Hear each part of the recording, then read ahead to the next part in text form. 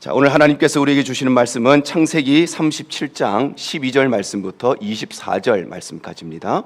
그의 형들이 세겜에 가서 아버지의 양떼를 칠 때에 이스라엘이 요셉에게 이르되 내 형들이 세겜에서 양을 치지 아니하느냐, 너를 그들에게로 보내리라. 요셉이 아버지에게 대답하되 내가 그리하겠나이다. 이스라엘이 그에게 이르되 가서 내 형들과 양떼가 다 잘 있는지를 보고 돌아와 내게 말하라 하고 그를 헤브론 골짜기에서 보내니 그가 세겜으로 가니라. 어떤 사람이 그를 만난즉 그가 들에서 방황하는지라. 이 사람이 그에게 물어 이르되 네가 무엇을 찾느냐. 그가 이르되 내가 내 형들을 찾으오니 청하건대 그들이 양치는 곳을 내게 가르쳐 주소서. 그 사람이 이르되 그들이 여기서 떠났느니라. 내가 그들의 말을 들으니 도단으로 가자 하더라 하니라. 요셉이 그의 형들의 뒤를 따라가서 도단에서 그들을 만나니라. 요셉이 그들에게 가까이 오기 전에 그들이 요셉을 멀리서 보고 죽이기를 꾀하여 서로 이르되 꿈꾸는 자가 오는도다. 자, 그를 죽여 한 구덩이에 던지고 우리가 말하기를 악한 짐승이 그를 잡아먹었다 하자. 그의 꿈이 어떻게 되는지를 우리가 볼 것이니라 하는지라. 르우벤이 듣고 요셉을 그들의 손에서 구원하려 하여 이르되 우리가 그의 생명은 해치지 말자. 르우벤이 또 그들에게 이르되 피를 흘리지 말라. 그를 광야 그 구덩이에 던지고 손을 그에게 대지 말라 하니 이는 그가 요셉을 그들의 손에서 구출하여 그의 아버지에게로 돌려보내려 함이었더라. 요셉이 형들에게 이르매 그의 형들이 요셉의 옷 곧 그가 입은 채색 옷을 벗기고 함께 읽습니다. 그를 잡아 구덩이에 던지니 그 구덩이는 빈 것이라 그 속에 물이 없었더라. 아멘. 우리 인간이 처음으로 하나님께 창조함을 받았을 때 에덴 동산에 살 때 그때 에덴 동산의 드레스 코드는 누드였습니다. 옷을 입지 않고 살았습니다. 왜냐하면 그때는 무죄한 시대였기 때문에, 죄를 짓지 않은 완벽한 시대, 완전한 시대였기 때문에 부끄러움도 없었고 창피함도 없었고 그래서 아무런 옷을 걸치지 않고 살았습니다. 그런데 우리 인류의 조상이었던 아담과 하와가 하나님 말씀에 불순종해서 선악과를 따먹고 하나님을 떠나는 죄인이 되면서부터 인간은 부끄러움을 느끼게 되고 창피함을 느끼게 되고 그때부터 인간은 옷을 입게 되고, 그래서 우리 모두도 죄인이기 때문에 그래서 옷을 입고 살아갑니다. 옷이라고 하는 것은 바로 죄의 결과물로 우리에게 시작되게 된 것입니다. 특별히 오늘날 우리에게 있어서 이 옷이라고 하는 것은 크게 세 가지의 의미가 있죠. 첫 번째는 옷은 우리를 보호해 주는 역할을 합니다. 그래서 무더운 여름철에는 따가운 햇빛으로부터 우리를 보호해 주고, 추운 겨울에는 추운 날씨로부터 우리를 보호해 주고, 또 어떤 공격이나 어떤 상처가 나지 않도록 우리의 몸을 보호해 주는 것이 바로 옷의 역할입니다. 두 번째 옷의 역할은 우리의 신분을 나타낸다는 것이죠. 병원에 가면 누가 의사인지, 누가 간호사인지, 누가 스텝인지 옷을 보면 알 수 있습니다. 사고 현장에 가면 누가 경찰관인지, 누가 소방관인지 옷을 통해서 알 수 있는 것입니다. 옷은 바로 우리의 신분을 말해주기 때문입니다. 뿐만 아니라 옷은 우리의 사회적인 예절을 나타냅니다. 그래서 우리가 집에 있을 때는 편안한 옷을 입고 파자마 같은 옷을 입고 있지만, 그러나 교회 갈 때는, 그러나 결혼식에 갈 때는, 장례식에 갈 때는 옷을 갖춰 입고 가는 것이지요. 교회 오는데 아무렇게나 올 수는 없지요. 하나님 앞에 나오기 때문에 최선을 다해서 단정한 옷을 입고 하나님 앞에 나오는 것, 그것이 우리가 하나님 앞에서의 예의이기 때문에. 장례식을 갈 때도 마찬가지입니다. 남의 장례식 가는데 반바지 입고 반팔 입고 갈 수는 없는 것이죠. 그래서 우리 모두가 검은색 정장을 하고 그 옷차림을 하고, 그것이 바로 예절이기 때문에 옷은 바로 우리의 예절을 나타내는 것입니다. 그런데 우리는 보이는 옷을 입고 살아가면서 동시에 우리 모두는 보이지 않는 옷을 입고 살아갑니다. 어떤 사람은 말은 하지 않지만 내가 좋은 학교 나왔다고 하는 학력의 옷을 입고 살아갑니다. 어떤 사람은 말은 안 하지만 내가 남들보다 많은 것을 가졌다고 하는 재력의 옷을 입고 살아가는 사람도 있습니다. 어떤 사람은 말은 안 하지만, 다른 사람에게 말은 안 하지만 내가 다른 사람보다 더 많은 힘이 있고 더 많은 영향력이 있고 더 많은 실력이 있다고 하는 능력의 옷을 입고 살아가는 사람도 있고, 오늘날 교회 안에서는 직분의 옷을 입고 직책의 옷을 입고 살아가는 사람들도 있습니다. 또 어떤 사람들은 내가 제일 많이 안다고 하는 지식의 옷을 입고 지혜의 옷을 입고 경험의 옷을 입고 노하우의 옷을 입고 살아가는 사람도 있고, 어떤 사람은 내 것을 자랑하고 싶은 허식의 옷, 가식의 옷을 입고 살아가는 사람도 있습니다.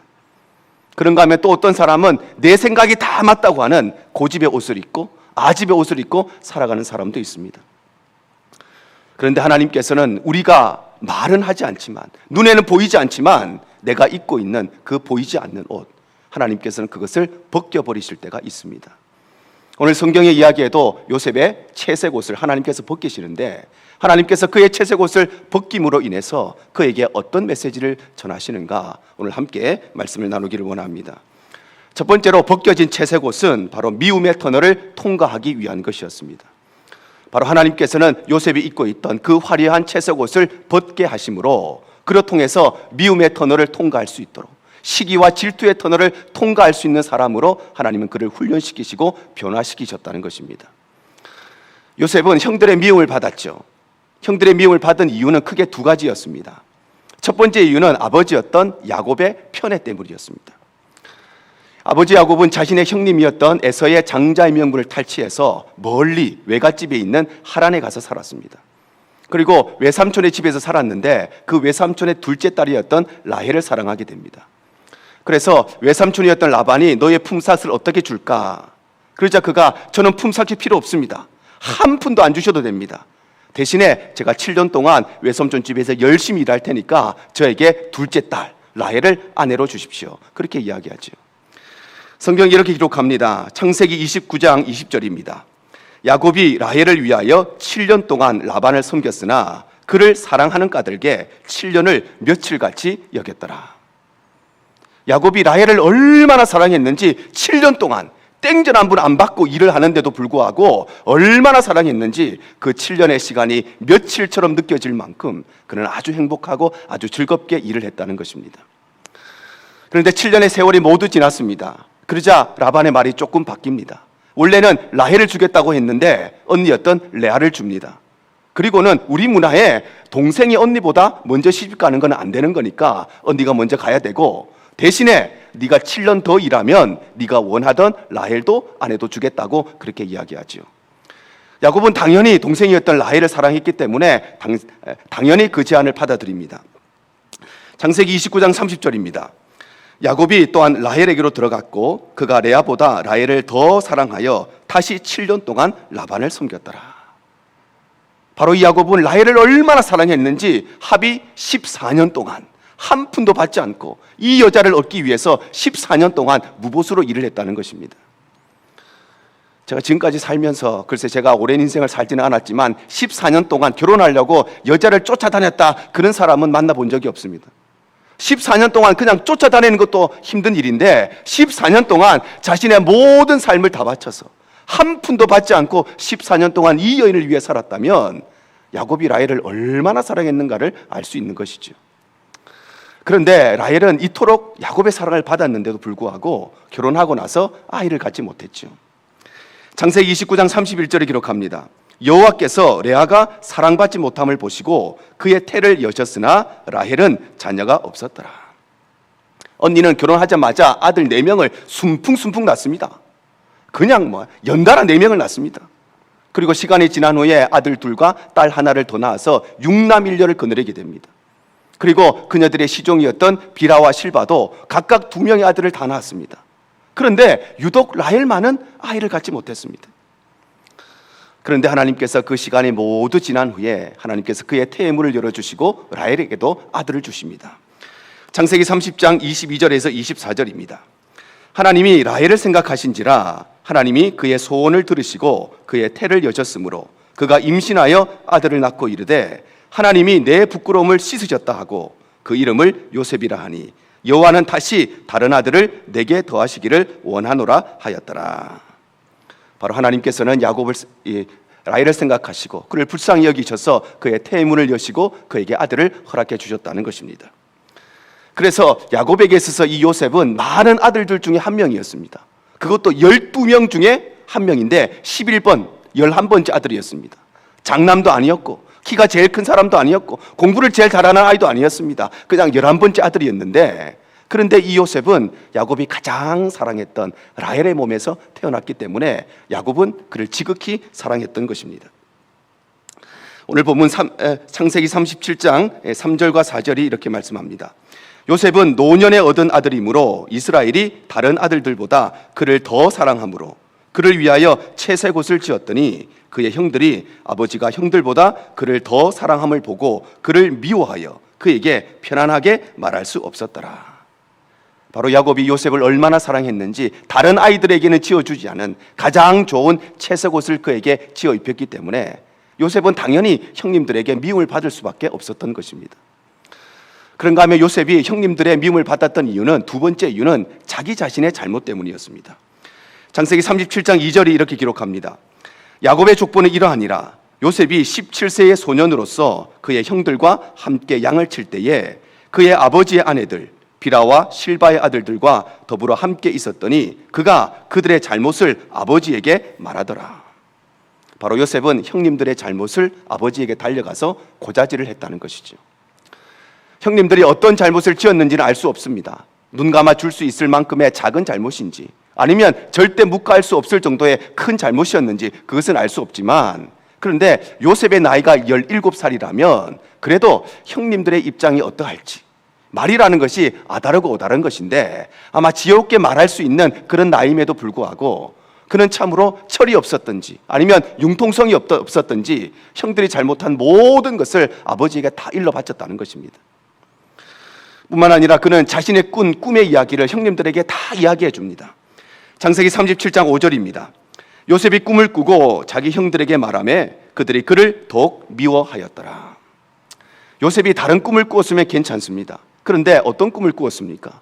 요셉이 꿈을 꾸었는데 자기의 곡식단이 있고 형님들의 곡식단이 있는데 형님들의 곡식단이 자기 곡식단한테 절을 하는 꿈을 꿉니다. 그러면 당연히 그 이야기를 하면 형님들이 기분이 좋을 리가 없지요.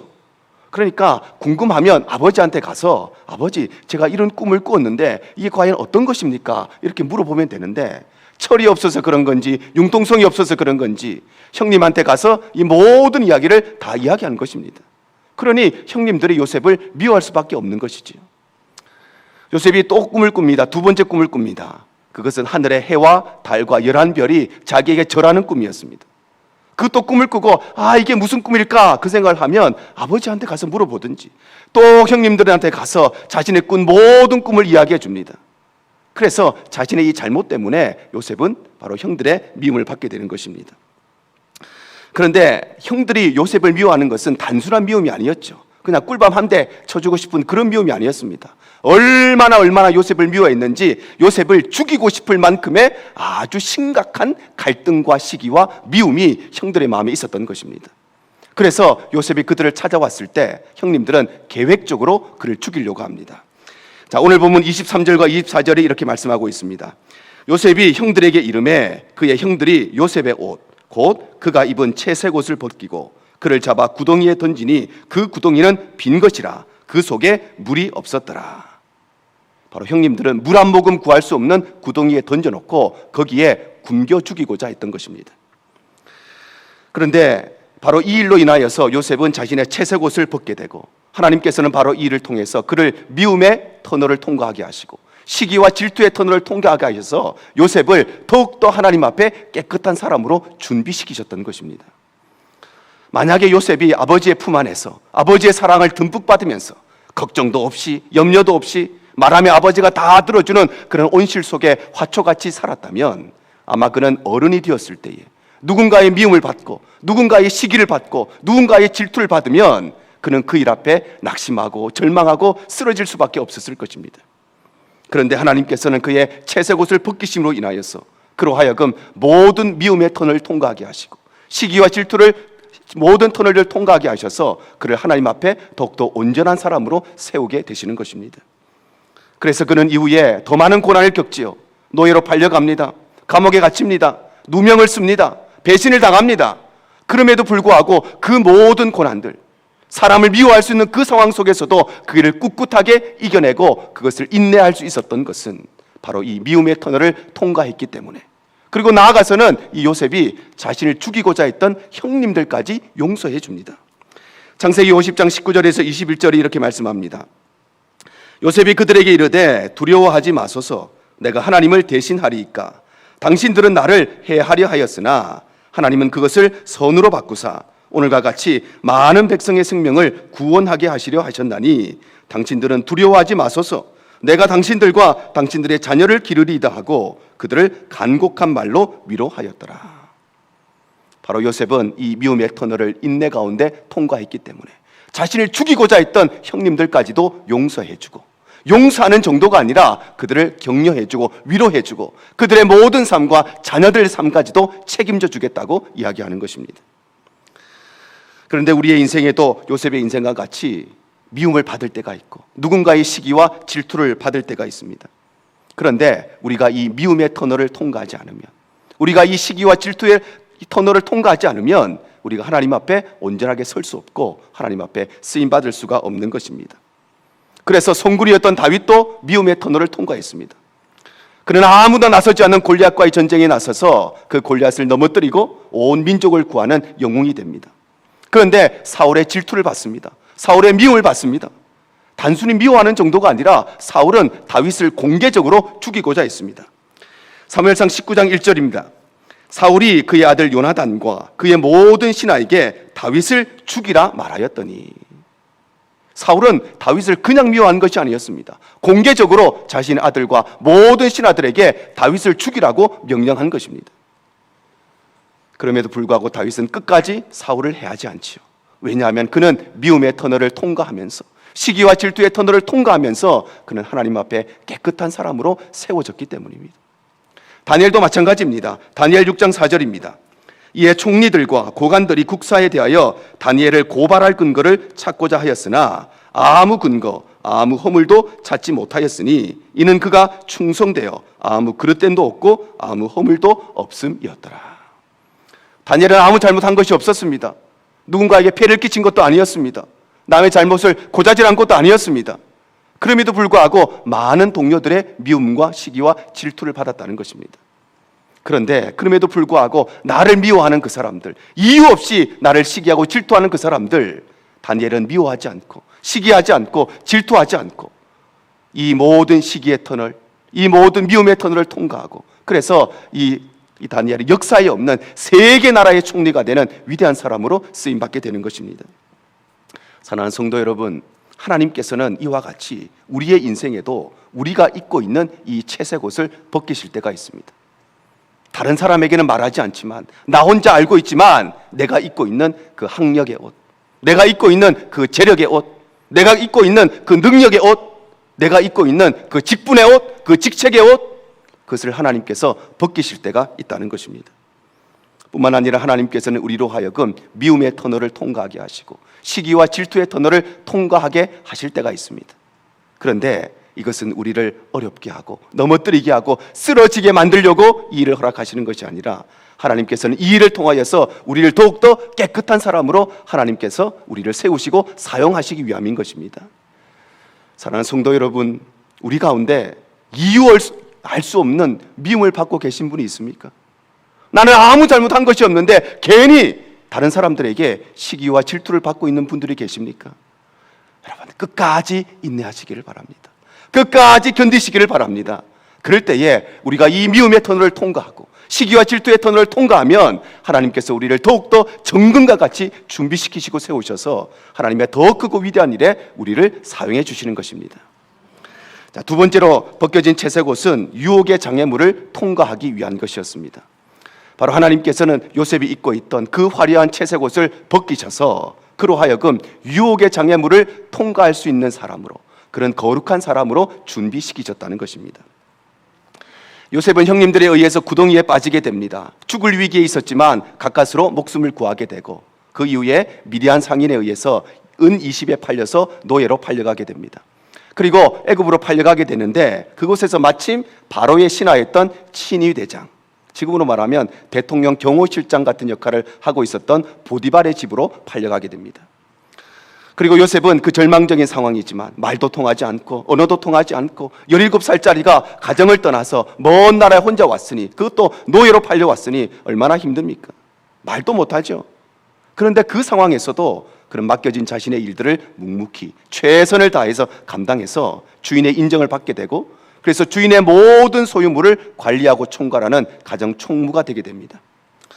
그런데 바로 이때에 요셉에게 아주 강력한 유혹거리가 생기는데, 그것이 바로 보디발의 아내로부터 성적인 유혹을 받게 되는 것입니다. 그녀의 유혹은 단순한 유혹이 아니었습니다. 그녀의 유혹은 아주 매력적인 유혹이었습니다. 창세기 39장 7절에 이렇게 기록합니다. 그 후에 그의 주인의 아내가 요셉에게 눈짓하다가 동침하기를 청했다. 바로 그녀의 유혹은 단순한 유혹이 아니라 매력적인 눈빛과 매력적인 얼굴과 매력적인 외모와 매력적인 옷차림을 가지고 요셉을 미혹했다는 것입니다. 많은 사람들이 이야기를 들으면 보디발의 아내와 같은 중년의 아줌마가 젊은 총각을 유혹했다 이렇게 생각할 수 있지만 꼭 그렇게 생각할 수만은 없습니다. 왜냐하면 이 보디발이라고 하는 사람이 지금으로 말하면 대통령 경호실장이니까, 아, 보디발의 나이가 어느 정도 중년 정도 되겠구나, 그러니까 그 아내도 그 정도 나이 되겠구나 이렇게 생각할 수 있지만, 요셉의 시대는 그런 시대가 아니었습니다. 평등한 시대가 아니라 불평등한 시대고 신분제 사회였습니다. 그러니 나이가 많아야만, 경력이 많아야만 친위대장이 될 수 있는 것이 아니라 신분이 높으면 젊은 사람도 얼마든지 높은 자리에 오를 수 있는 그런 시대였습니다. 그런 점에서 보디발이 얼마나 나이가 많았는지 알 수 없지만 그의 아내는 아마도 많은 나이는 아니었을 것이라고 생각되어집니다. 뿐만 아니라 보디발은 어느 정도 중년의 나이였을 수도 있지만, 그러나 그가 젊은 여인을 아내로 취했을 수도 있기 때문에 그의 아내는 다른 사람들에게 보여질 때에 매력적으로 보일 만큼의 그런 나이와 미모를 가지고 있었다는 것입니다. 그래서 요셉에게 있어서 이 유혹을 뿌리치는 것은 말처럼 그렇게 쉬운 일이 아니었습니다. 뿐만 아니라 그녀의 유혹은 일회적 유혹이 아니라 끈질긴 유혹이었습니다. 창세기 39장 10절 상반절에 이렇게 말씀합니다. 여인이 날마다 요셉에게 청하였다. 한번 유혹해보고 안 되니까 포기한 것이 아니라 날마다 요셉을 유혹하는 끈질긴 유혹이었다는 것입니다. 많은 사람들이 또 이렇게 생각하면 이 보디발의 아내가 갑자기 요셉한테 나와 동침하자 이렇게 유혹한 것, 그렇게 생각할 수 있는데 그렇지는 않습니다. 아마도 오랜 시간 동안 두 사람 사이에 신뢰관계가 쌓여 있었을 것입니다. 아마 제 생각에는 요셉이 처음으로 노예로 팔려왔을 때 아마 이 보디발의 아내가 적지 않은 관심을 가져주었을 것이라고 생각합니다. 아이고 참 불쌍하구나. 너 나이가 몇 살이냐? 너 어떻게 이렇게 노예로 팔려왔느냐? 내 이름이 무엇이냐? 너희 집이 어디냐? 너희 엄마는 어떻게 되시느냐? 형제는 어떻게 되느냐? 아마 그 말 한마디 한마디가 요셉에게는 아마 많은 위로가 되고 관심과 사랑이 되었을 것입니다. 작은 걸 하나 챙겨줘도 요셉의 마음에는 아마도 이 여인의 사랑과 관심을 받으면서 모성애를 느꼈을 수도 있습니다. 왜냐하면 요셉은 엄마의 사랑을 받지 못했죠. 어릴 때 엄마가 동생 베냐민을 낳다가 엄마가 죽었기 때문에 엄마의 사랑을 받지 못했습니다. 물론 아버지의 극진한 사랑을 받았지만 아버지의 사랑과 엄마의 사랑은 결이 틀리잖아요. 그러니까 이 여인으로부터 세심한 관심을 받고 말 한마디, 맛있는 거 하나 얻어먹을 때마다, 아니면 이 요셉은 이 여인을 통해서 엄마를 생각할 모성애를 느꼈을지도 모릅니다. 그렇게 두 사람 사이에 친분이 쌓여가고 신뢰관계가 쌓여가던 어느 날 이 여인이 요셉을 유혹하게 되는 것입니다. 그리고 날마다 끈질기게 유혹하는 것입니다. 뿐만 아니라 그녀의 유혹은 강압적인 유혹이었습니다. 창세기 39장 12절 상반절입니다. 그 여인이 그의 옷을 잡고 이르되 나와 동침하자. 얼마나 강압적인 유혹이었는지 옷을 잡고 늘어지는 유혹이었다는 것입니다. 특별히 여기에서 옷을 잡고 늘어졌다는 것은 단순히 강압적인 강제적인 그런 유혹이 아니라 이것은 주인의 명령이었다는 것입니다. 이 여인은 주인이었습니다. 요셉은 노예였습니다. 그 당시에 노예는 그냥 돈 주고 사기도 하고 팔기도 하는 물건과도 같은 그런 존재였습니다. 그냥 말할 수 있는 물건이었습니다. 일할 수 있는 물건이었습니다. 그러니 주인의 말 한마디면 요셉은 죽을 수도 있는데 주인의 명령에 앞에 서게 된 것입니다. 그런데 그럼에도 불구하고 요셉은 그녀의 유혹을 단호하게 거절하죠. 창세기 39장 8절과 9절입니다. 요셉이 거절하며 자기 주인의 아내에게 이르되 내 주인이 집안의 모든 소유를 간섭하지 아니하고 다 내 손에 위탁하였으니 이 집에는 나보다 큰 이가 없으며 주인이 아무것도 내게 금하지 아니하였어도 금한 것은 당신뿐이니 당신은 그의 아내임이라. 그런즉 내가 어찌 이 큰 악을 행하여 하나님께 죄를 지으리까? 바로 요셉은 이것은 인간적으로도 도의적으로도 도덕적으로도 윤리적으로도 옳지 않은 일뿐만 아니라 내가 어떻게 하나님 앞에 죄를 지을 수 있습니까? 그의 유혹을 단호하게 거절한 것입니다. 만약에 요셉이 아버지의 극진한 사랑을 받으면서 아무 걱정도 없이 아무 염려도 없이 아버지 용돈 주세요 하며 용돈 받아 쓰고 인거 필요하면 이야기해서 받아내고 온실 속의 화초와 같이 요셉이 자랐더라면 어쩌면 요셉은 이러한 유혹 앞에 굴복하는 인생이 되었을지도 모릅니다. 그런데 하나님께서는 그가 입고 있던 그 화려한 채색 옷을 벗기심으로 인해서 그로 하여금 유혹의 장애물을 통과할 수 있는 거룩한 사람으로 세움받게 되는 것입니다. 그래서 그는 이후에 수많은 권력의 유혹도 받았을 것입니다. 명예의 유혹도 받았을 것입니다. 성적인 유혹을 또 받았을 것입니다. 그럼에도 불구하고 모든 유혹의 장애물을 뛰어넘을 수 있었던 것은 바로 하나님께서 그의 채색 옷을 벗기시고 그로 하여금 이 일을 뛰어넘을 수 있는 하나님의 사람으로 그를 준비시키시고 사용하셨기 때문입니다. 그래서 그는 이후가 되면 애굽의 총리로까지 세워지게 되는 것이죠. 창세기 41장 41절에서 43절입니다. 바로가 또 요셉에게 이르되 내가 너를 온 애굽 온 땅에 총리가 되게 하노라 하고 자기의 인장반지를 빼어 요셉의 손에 끼우고 그에게 세마포 옷을 입히고 금사슬을 목에 걸고 자기에게 있는 버금수레에 그를 태우매 무리가 그의 앞에서 소리 지르기를 엎드리라 하더라. 바로가 그에게 애굽 전국을 총리로 다스리게 하였더라. 그가 그 총리에까지 자리에 올라갈 수 있었던 것은 그의 삶에 다가왔던 수많은 유혹의 장애물들을 그는 능히 이겼기 때문입니다. 그런데 우리의 인생에도 하나님께서 요셉의 인생과 같이 수많은 유혹거리가 찾아올 때가 있습니다. 그런데 우리가 이 유혹의 장애물을 뛰어넘지 않으면 우리는 결코 하나님의 은혜와 복을 경험할 수가 없다는 것입니다. 그런데 참으로 불행하게도 우리 인류의 조상이었던 아담과 하와는 유혹 앞에 굴복하고 말았습니다. 마귀가 찾아와서 너희가 선악과를 따먹으면 하나님처럼 될 것이다. 너희가 선악과를 따먹어도 결코 죽지 않을 것이다. 눈이 밝아질 것이다. 그 유혹에 아담과 하와는 넘어가고 말았던 것입니다. 창세기 3장 4절과 6절입니다.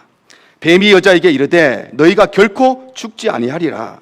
너희가 그것을 먹는 날에는 너희 눈이 밝아져 하나님과 같이 되어 선악을 알 줄 하나님이 아심이라. 여자가 그 나무를 본즉 먹음직도 하고 보암직도 하고 지혜롭게 할 만큼 탐스럽기도 한 나무인지라. 여자가 그 열매를 따먹고 자기와 함께 있는 남편에게도 주매 그도 먹은지라. 바로 아담과 하와는 이 유혹의 장애물을 뛰어넘지 못하고 이 유혹에 굴복함으로 인해서 하나님과 영원히 단절되는 저주를 받았을 뿐만 아니라 그들을 통해서 이 땅에 태어나는 모든 인류가 죄인으로 태어나 영원히 멸망 가운데 빠지게 되는 이 저주의 시작점이 된 것입니다. 삼손도 마찬가지입니다. 삼손도 결국 들릴라의 유혹에 빠지고 말 것이죠. 그녀가 계속해서 묻습니다. 당신의 힘이 어디에서 나오는 것입니까? 삼손이 말해줄 수가 없습니다. 그러자 들릴라가 이야기합니다. 나를 사랑하지 않으니까 말을 안 해주는 것이지. 나를 정말 사랑하면 말해줄 텐데. 끊임없이 유혹합니다. 그래서 삼손도 결국 그 유혹에 넘어가고 맙니다. 사사기 16장 15절과 16절입니다. 들릴라가 삼손에게 이르되 당신의 마음이 내게 있지 아니하면서 당신이 어찌 나를 사랑한다 하느냐. 당신이 이로써 3번이나 나를 희롱하고 당신의 큰 힘이 무엇으로 말미암아 생기는지를 내게 말하지 아니하였도다 하며 날마다 그 말로 그를 재촉하여 조르매 삼손의 마음이 번뇌하여 죽을 지경이라. 들릴라가 얼마나 유혹했는지 날마다 재촉하여서, 그래서 성경이 뭐라고 기록하냐, 삼손의 마음이 번뇌해서 죽을 지경이었다고 기록하고 있는 것입니다. 그런데 결국 삼손도 이 유혹에 넘어가게 되고 자신의 힘의 근원이 머리카락에서 나온다는 것을 실토하게 되고, 그래서 결국 그는 두 눈을 뽑히고 평생 동안 짐승처럼 맷돌을 돌며 살아가는 비참한 인생이 되고 말았던 것입니다. 사랑하는 성도 여러분, 그런데 하나님께서는 우리에게도 동일하게 우리가 입고 있는 채색 옷을 벗기실 때가 있습니다. 내가 제일 많이 안다고 하는, 다른 사람에게는 보이지 않지만 내가 입고 있는 그 경험의 옷, 그 노하우의 옷, 그 지식의 옷, 우리가 입고 있는 그 옷을 하나님이 벗기실 때가 있다는 것입니다. 또한 하나님께서는 우리로 하여금 이 유혹의 터널을 통과하게 하십니다. 사업하는 사람은 탈세해서라도 많은 돈을 벌고 싶은 유혹이 있습니다. 공부하는 학생에게는 컨닝해서라도 좋은 성적을 받고 컨닝해서라도 좋은 학교 가고 싶은 유혹이 있습니다. 운동선수들은 좀 반칙하더라도 그 경기에 승리하고 싶은 유혹이 있는 것입니다. 그런데 이런 모든 유혹의 장애물들은 우리를 넘어뜨리고 우리를 쓰러뜨리기 위함이 아니라 우리를 하나님 앞에 더 거룩한 백성으로 세우기 위한 하나님의 은혜의 방편인 것입니다. 사랑하는 성도 여러분, 가정 가운데, 직장 가운데, 우리의 삶 가운데 유혹 앞에 서 있는 분들이 계십니까? 물질에 대한 유혹, 권력에 대한 유혹, 탈세에 대한 유혹, 반칙에 대한 유혹, 컨닝에 대한 유혹, 그 유혹 앞에 서 있는 분들이 계십니까? 오늘 요셉이 유혹을 받고 단호히 거부했다고 성경이 기록하고 있습니다. 여러분, 우리가 유혹을 받을 때마다 그 유혹들 단호히 거절하시기를 바랍니다. 단호히 거부하시기를 바랍니다. 그래야만 우리는 하나님 앞에 거룩한 존재로 세워지고 하나님의 은혜와 능력을 구별하고 또 하나님의 복을 받는 귀한 삶을 살아갈 수 있는 것입니다. 마지막 세 번째로 벗겨진 채색옷은 외면의 동굴을 통과하기 위한 것이었습니다. 바로 하나님께서는 요셉이 입고 있던 그 아름답고 그 화려한 채색옷을 벗기시고 그로 하여금 외면의 시간, 인내의 시간을 통과하게 하시는 것입니다. 요셉은 보디발의 아내의 유혹을 거절했다가 결국 감옥에 갇히게 됩니다. 그러나 그는 그곳에서도 절망하지 아니하고 낙심하지 아니하고 자기에게 맡겨진 일을 최선을 다해서 감당해서 간수장의 인정을 받게 되고 그래서 감옥의 모든 사무 재반을 담당하게 됩니다.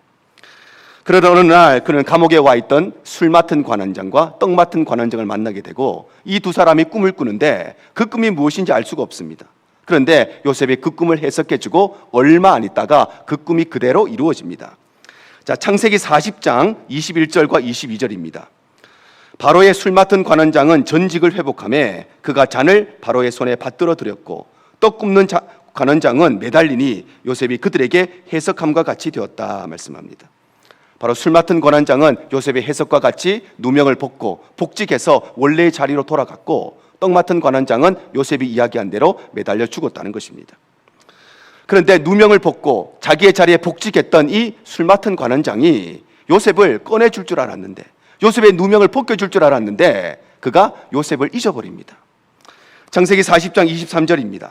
술 맡은 관원장이 요셉을 기억하지 못하고 그를 잊었더라 말씀합니다. 바로 그는 아쉬울 때는 자기가 꿈을 꾸고 이 꿈이 무엇인지 알 수 없을 때는 요셉을 찾아와서 이것을 좀 해석해 달라고 부탁했지만 그런데 누명 다 벗고 자기 자리에 다 올라가고 나니까 자기에게 그것을 해석해 준 은혜를 베풀어 준 요셉을 잊어버리고 말았다는 것입니다. 그런데 사실 상식적으로 생각했을 때 아무리 기억력이 없는 사람이라 할지라도 아무리 건망증이 심한 사람이라 할지라도 이 일을 잊을 수가 없지요. 이것은 하나님께서 잊어버리게 하신 것입니다. 왜냐하면 요셉은 그 감옥에서 누구를 기다립니까? 술 맡은 관원장의 은혜를 기다립니다.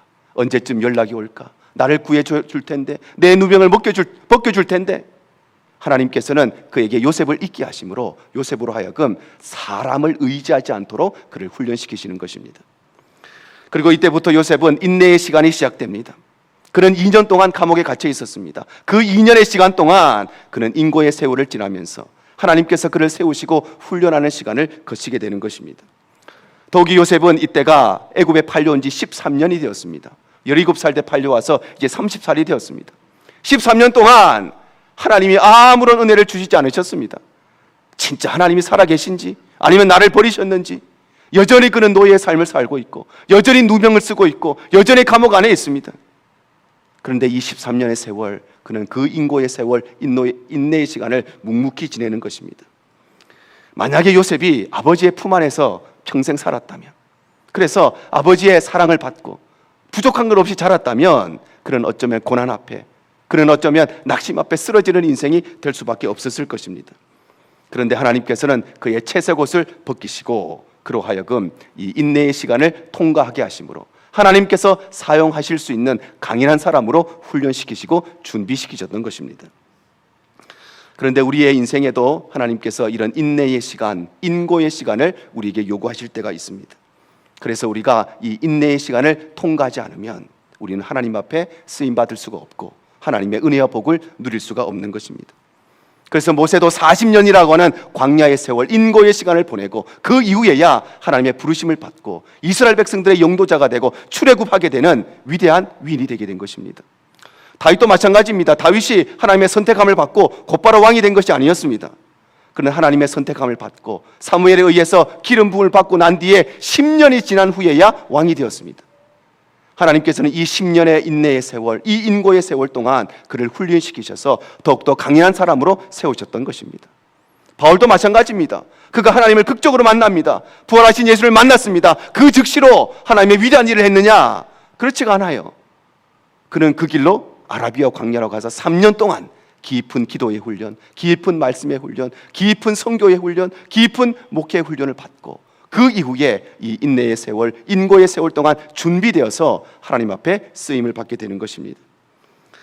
사랑하는 성도 여러분, 우리의 삶도 마찬가지입니다. 우리의 인생도 마찬가지입니다. 하나님께서 우리가 입고 있던 이 채색 옷을 벗기실 때가 있습니다. 다른 사람에게는 보이지 않지만 나만 알고 있고 나만 입고 있는 그 옷, 내 생각이 맞다고 하는 그 고집의 옷, 아집의 옷, 내가 제일 많이 알고 있다고 하는 지식의 옷, 지혜의 옷, 내 것을 은근히 자랑하고 싶어하는 가식의 옷, 하나님께서 그것을 벗기실 때가 있다는 것입니다. 그러나 이것은 하나님께서 우리를 넘어뜨리려, 우리를 쓰러뜨리기 위함이 아니라 우리를 더욱더 하나님이 사용하시기 좋은 강인한 사람으로 세우시기 위함인 것입니다. 사랑하는 성도 여러분, 우리 성도님들 가운데 인내의 시간을 보내고 계신 분들이 계십니까? 인고의 시간 속에 있는 분들이 계십니까? 기도 제목이 있는데 오랜 세월 기도했는데 여전히 하나님의 응답이 없고 여전히 하나님의 역사하심이 없고 기다리고 또 기다리고 있는 인내의 시간을 보내고 계십니까? 절대 낙심하지 마시기 바랍니다. 절대 포기하지 마시길 바랍니다. 끝까지 인내하고 기도하시기를 바랍니다. 그때 하나님이 우리의 삶에 역사하시고 그때 하나님이 우리를 더욱더 강인한 사람으로 세우시고 하나님의 위대한 일들을 감당하게 하시는 것입니다. 오늘 말씀을 정리하고자 합니다. 나만이라고 하는 사람은 아람 나라의 군대 장관이었죠. 그 당시에 아람 나라는 전 세계에서 가장 최강대국이었습니다. 그래서 그는 2인자였기 때문에 그 나라의 2인자라고 하는 것은 그 당시에 전 세계의 2인자였습니다. 그런데 그랬던 그가 나병에 걸립니다. 그런데 아무도 고칠 수 있는 사람이 없어요. 그런데 그의 집에 잡혀온 한 여종의 이야기를 듣고 엘리사에게 찾아갑니다. 그리고 엘리사가 나와서 자기를 위해서 안수해주고 병이 낫게 해줄 줄 알았는데 엘리사는 얼굴도 비치지 않죠. 사환 하나를 보내서 저기 요단강에 가서 몸을 씻으라고 이야기합니다. 엘리사가 왜 직접 나와서 안수기도 해주고 직접 나와서 기도해주지 않고 왜 그로 하여금 요단강에 가서 그로 하여금 7번 몸을 씻게 했느냐? 그것은 다름 아니라 나만이 입고 있는 옷을 벗게 하기 위함이었습니다. 나만이 어떤 옷을 입고 있었느냐? 나만은 내가 이 세상에서 가장 큰 권력을 가지고 있다는 권력의 옷을 입고 있었습니다. 내가 말하면 누구나 나한테 다 와서 절을 해야 되고 내가 이야기하면 누구나 다 와서 내가 원하는 대로 해야 된다고 하는 그는 자신의 능력의 옷을 입고 있었습니다. 그리고 그는 자신의 능력과 자신의 권세를 드러내고자 하는 교만의 옷을 입고 있고 그는 다른 사람에게 자신의 것을 내보이고 싶어하는 위선의 옷, 가식의 옷을 입고 있고 내가 제일 똑똑하다고 하는 내 생각에는 이렇게 이야기하면서 지식의 옷을 입었고 자신의 경험의 옷을 입고 있었고 노하우의 옷을 입고 있었습니다. 그래서 엘리사는 그 나아만 장군이 입고 있던 모든 옷들, 사람에게 눈에는 보이지 않지만 그가 입고 있던 모든 옷을 벗어야만, 그래야만 나음을 입을 수 있기 때문에 그래서 모든 옷을 벗고 은혜의 강가 요단강에 들어가게 한 것입니다. 사랑하는 여러분, 우리가 은혜의 강가에 들어가기 위해서는 내가 입고 있는 옷을 벗어야 합니다. 목욕할 때 우리가 어떻게 옷 입고 목욕합니까? 옷 다 벗어야 목욕할 수 있듯이 우리는 하나님 앞에 내가 보이는 옷, 보이지 않는 옷, 다른 사람은 못 보고 있을지 몰라도 내가 입고 있는 그 옷을 벗어버려야 우리는 하나님의 은혜의 강가에 들어가고 하나님의 은혜를 누리고 하나님의 복을 누리고 하나님의 축복을 누릴 수 있는 것입니다. 오늘 이 밤에도 마찬가지, 우리 일평생 마찬가지, 하나님 앞에 내가 입고 있는 모든 옷들, 그 화려한 채색 옷 다 벗어버리고 날마다 은혜의 강가에서 하나님의 은혜와 복을 누리는 귀한 삶이 되시기를 주님 이름으로 축복합니다. 이것이